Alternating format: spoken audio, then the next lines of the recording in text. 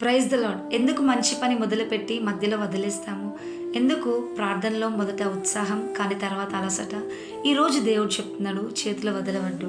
బైబిల్లో నుంచి 2 దినవృత్తాంతములు 15:7. కాగా మీరు బలహీనులు కాక ధైర్యం వహించుడి, మీ కార్యము సఫలమగును. ఆమెన్. ఈ మాట యూదారాజు ఆసాకి చెప్పబడింది.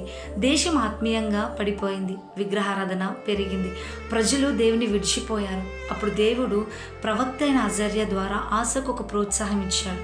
నీవు ప్రారంభించిన సంస్కరణలో ఆపవద్దు, నీ ధైర్యం తగ్గనీయకు, నీ పని వృధా కాదు. ఈ వాక్యంలో 3 గొప్ప సత్యాలున్నాయి. ధైర్యం ఒక నిర్ణయం. బలహీనపడటం లోపల మొదలవుతుంది. దేవుని రాజ్యంలో శ్రమ వృధా కాదు. ధైర్యం ఒక నిర్ణయం. భయం సహజమే కానీ ధైర్యం విశ్వాసం. బలహీనపడటం ఇది లోపల మొదలవుతుంది. అంటే ముందు హృదయం అలసిపోతుంది, తర్వాత చేతులు ఆగిపోతాయి. దేవుని రాజ్యంలో శ్రమ వృధా కాదు అంటే ఫలితం వెంటనే కనిపించకపోయినా దేవుడు చూస్తున్నాడు. నీ ప్రార్థనకి ఇంకా జవాబు రాలేదా?